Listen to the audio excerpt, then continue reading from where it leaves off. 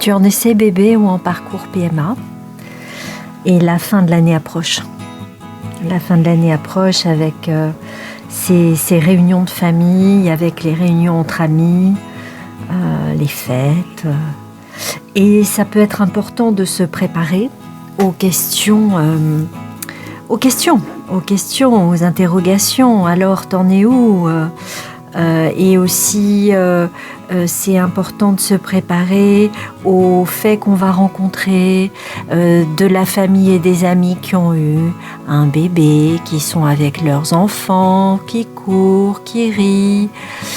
Et ça, émotionnellement, ça remue. C'est humain, ça remue, c'est normal. Surtout quand on est en essai, qu'on attend, qu'on a envie d'être maman. Que c'est notre rêve, qu'on se sent faite pour ça, qu'on sent dans notre âme que c'est notre truc.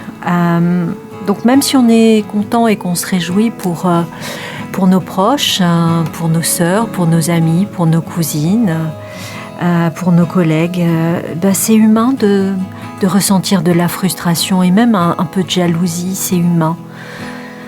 Et c'est important d'en parler parce que sinon ça isole encore plus et le fait d'attendre pour être parent, le fait d'attendre pour être maman, ça isole aussi parce que on a le cœur gros quelquefois et on se sent pas comme les autres. Alors que l'infertilité est très répandue. L'infertilité est invisible. Il y a un couple sur 6 qui consulte en France pour infertilité. Donc c'est quelque chose de très répandu, dont on n'ose pas forcément parler.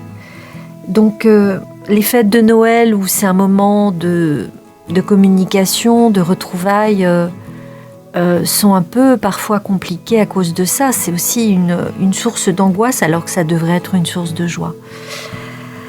C'est pourquoi j'ai envie de te partager...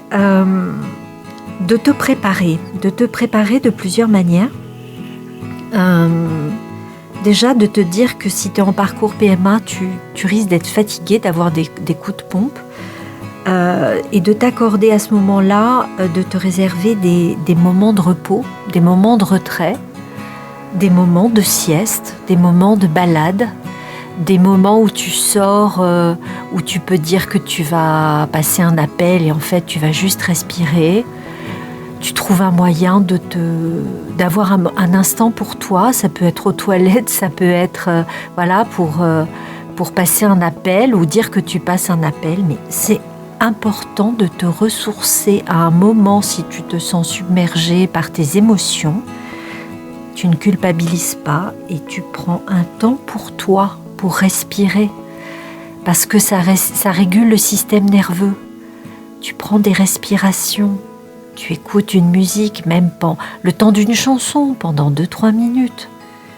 Ça ne gêne personne, ça te ressource. Accorde-toi ce temps.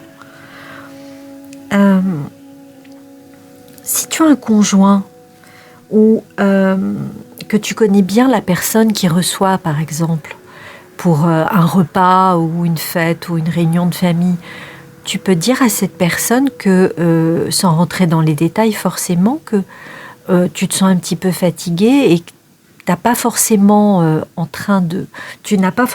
envie de répondre à des questions très personnelles ou sur le fait que tu en essaies bébé. Et peut-être cette personne, si elle a une certaine empathie ou du tact, elle peut peut-être faire une sorte de cocon de protection par rapport aux questions qui peuvent venir à table, qui peuvent être déplacées.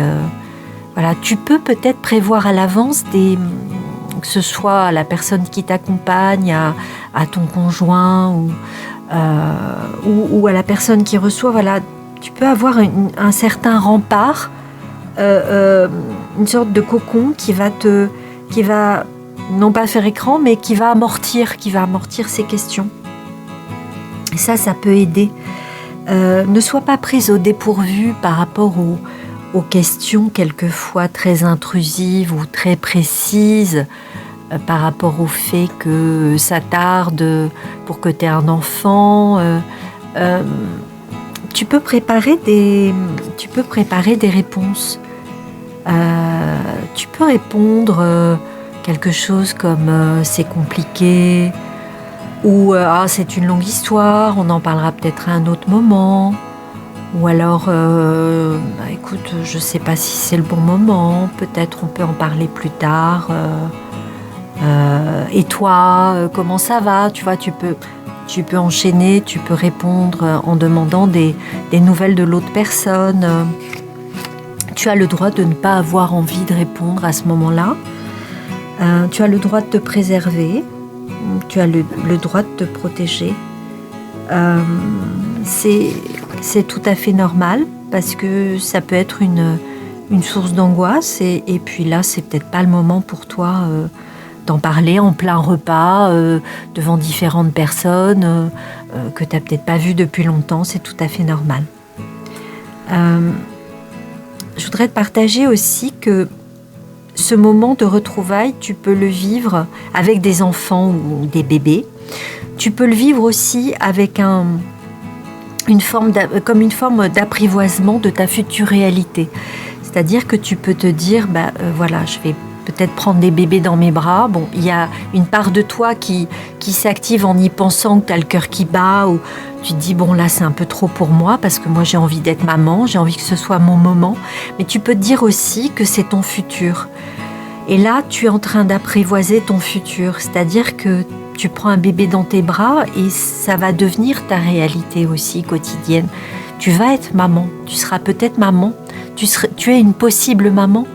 Tu es une future maman peut-être. Donc, le fait d'avoir un bébé dans tes bras ou d'être entouré d'enfants qui courent, c'est aussi ton possible futur. Et c'est peut-être bien aussi d'approcher ce futur.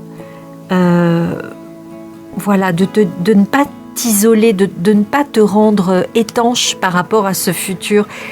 C'est bien d'y être entre guillemets confronté, de l'apprivoiser. Et si tu as des émotions, dans ces cas-là, tu peux t'isoler quelques instants. Et si tu as des émotions, tu peux les laisser monter et quelquefois les laisser passer. Si tu te sens la force pour ça. Voilà ce que j'avais envie de te partager. Je voulais te dire aussi que c'est quelque chose que j'ai traversé, voilà, avant d'être maman, hein, le parcours PMA, les fêtes de famille. Je sais que c'est des moments intenses, très mélangés, avec de l'ascenseur émotionnel, avec des montagnes russes émotionnelles. Et c'est important de profiter des moments de joie et de ressourcement, mais aussi de te préserver, de te recharger en chaleur familiale, amicale, et d'avoir du discernement à ce moment-là, pour ne pas créer des oppositions ou des questionnements ou lever trop de doutes avec des personnes qui, en voulant bien faire, vont te poser des questions, mais qui ne se rendent pas compte que ça peut être plus de la curiosité que du soutien, et que ce sont peut-être des personnes qui ont des croyances limitantes, ou peut-être qui ne savent pas ce que c'est un parcours PMA, qui ne savent pas ce que c'est que d'attendre, même en essai bébé, qui ont eu des enfants rapidement, qui ont eu des enfants tôt. Donc, quelquefois, c'est pas mal intentionné, ou c'est peut-être pas de la pure curiosité, mais quelquefois, c'est un peu juste maladroit. Mais quand bien même c'est juste de la maladresse, tu as le droit de te préserver. Voilà, je voulais te dire de passer de bonnes fêtes, et tu n'es pas la seule dans ce cas-là. Et je te dis à bientôt.